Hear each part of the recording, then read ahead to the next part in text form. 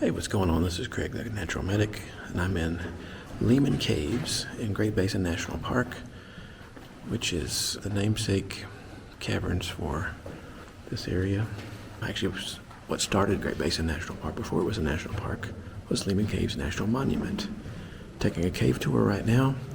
Try to record best that I can. I know it's a little bit harder to see me, but hope you'll come with me as I try to do the highlights of this cave tour. So the first stop, if you can see us, is this grand room here. And at one time it was a speakeasy. It's been used in movie film before, movie filming, and also a number of proms took place in that area. Pretty fascinating history as you come through the cave here. Now, this cave started actually 550 million years ago when this area was under a shallow sea. And then over time you had water seeping in through cracks and crevices and turned the limestone that's here into a marble and made all these wonderful formations. You have stalactites, stalagmites, you have soda straws, and the most famous formation that you have here is called a shield. And I'll try to show you some of these after a while. Matter of fact, we are on the parachute shield tour. Basically the impact that people have had on it. So how natural is this cave versus how much has it really started to change? And so this pathway is one of many different ones that have been put in here, but unfortunately there has been a lot of damage to the cave to be able to get this trail in here. And it goes back to the rediscovery of the cave in 1885 by Absalom Lehman. And he rediscovered the natural entrance. And he made most of his money off of mining before, but when he discovered this natural entrance, he said, aha, that's how I'm going to make my money. I'm going to sell cave tour tickets. And so there's a clip in the Daily Times, a newspaper from around here, that said they discovered this cave and that the next day they're going to come down here armed with sledgehammers and break their way in. So that the early tourists that would have come in here through the tours would have come along this side. So they wouldn't have taken that way, but they would have come through here. And we call this fat man's misery. Because you'd be crawling on your hands and knees to get through this part of the cave here. So you would have had to crawl up the mountain, down into the natural entrance, make your way to this part of the cave, through fat man's misery, and you made it to the lodge room, to the inscription room right here. So to make it a little bit easier, they did put this tunnel in right here called the Panama Canal. And it actually is made up of a bunch of broken cave formations. They essentially had what could be thought of as like a cave graveyard, where there's all these different formations that have been broken, either purposefully or accidentally, to put in this pathway here. And so they had so many broken formations, they're like, what do we do with them? And so when they created this new pathway, they decided to stack them up right there and be able to not necessarily showcase them off, but it is really cool to walk by and be able to see all those pieces there, but to be able to put them somewhere, but keep them in the cave as well.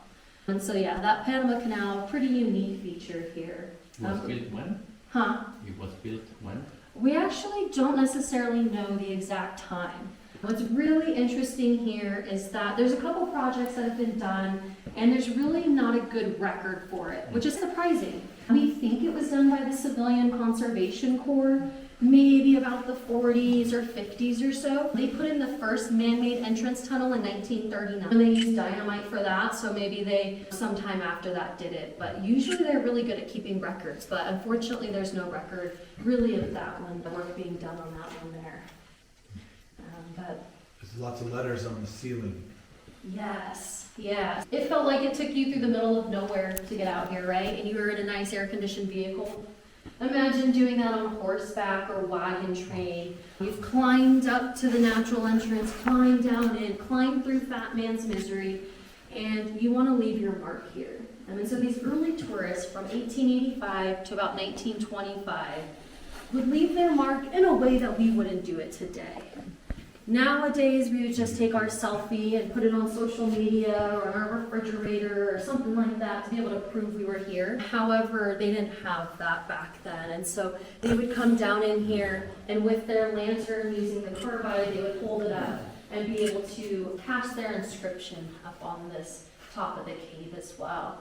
And this has the highest concentration of these inscriptions, and that's where this name gets its root from. And usually it's pretty, the ceiling's at a good height to be able, for most of these early tourists, to be able to do that up there.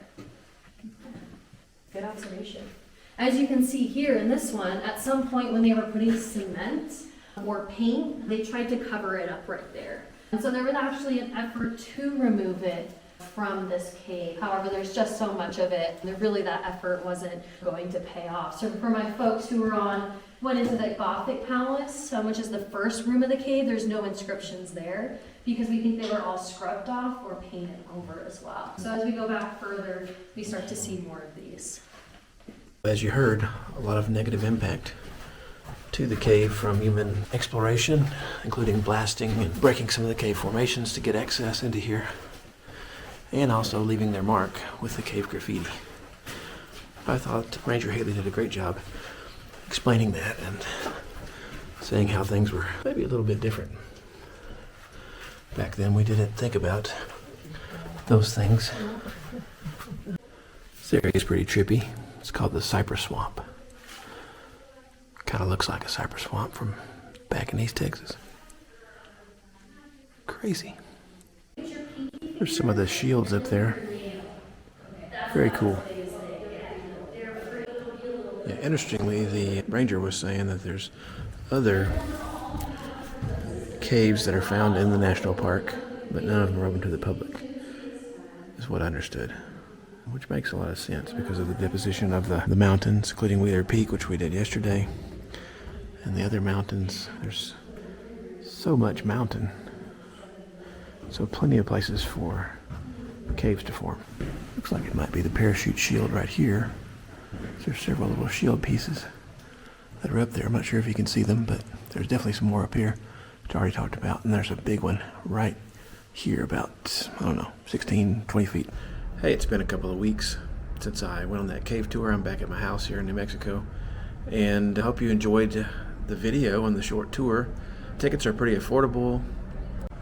I didn't get a chance to record a conclusion when I was at the actual site itself, but I hope you enjoyed it. If you did, give me a thumbs up to let me know that you did.